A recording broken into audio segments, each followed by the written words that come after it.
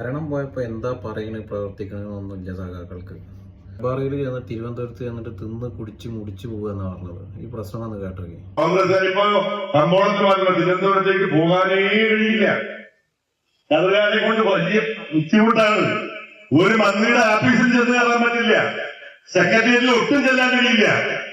കതറെടുക്കുക, രാവിലെ തേച്ച് മടക്കി വടിപോലെയാക്കി, ആ വടിപോലെയാക്കി കതറ വിട്ടുകൊണ്ട് തിരുവനന്തപുരം സംസ്ഥാന സെക്രട്ടേറിയറ്റിന് മുമ്പിലും തിരുവനന്തപുരത്തും അവിടുത്തെ ഹോട്ടലുകളിലുമല്ല. പണ്ട് അവിടുത്തെ 3 സ്റ്റാർ 4 സ്റ്റാർ 5 സ്റ്റാർ ഹോട്ടലുകളിലൊന്നും ആളും വരുന്നില്ലായിരുന്നു.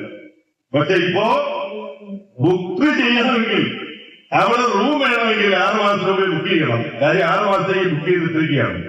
ഈ മലപ്പുറം കാസർഗോഡ് മലബാർ സൈഡികളൊക്കെ വരുന്നത് ബസ് പിടിച്ച് ആളുകൾ വന്ന് ഇറങ്ങുകയാണ്. ഇറങ്ങിക്കഴിഞ്ഞാൽ 1-2 ആഴ്ച അവിടെ താമസിച്ച് കാര്യങ്ങളെല്ലാം സാധിച്ച് തിന്ന് കുളിച്ച് മുടിച്ച് ബാക്കി ഞാൻ പറയുന്നില്ല. ഇതെല്ലാം കഴിഞ്ഞിട്ടാണ് ഇവർ പോകുന്നത്. നിരന്തര ഷാപ്പിലേക്കല്ല കിടക്കുന്നത്. കൊട്ടാരക്കര ഏരിയ സെക്രട്ടറി അത്ര CPM-ന്റെ എന്തെല്ലോ പറയുന്നു. വല്ലാത്ത ജാതി.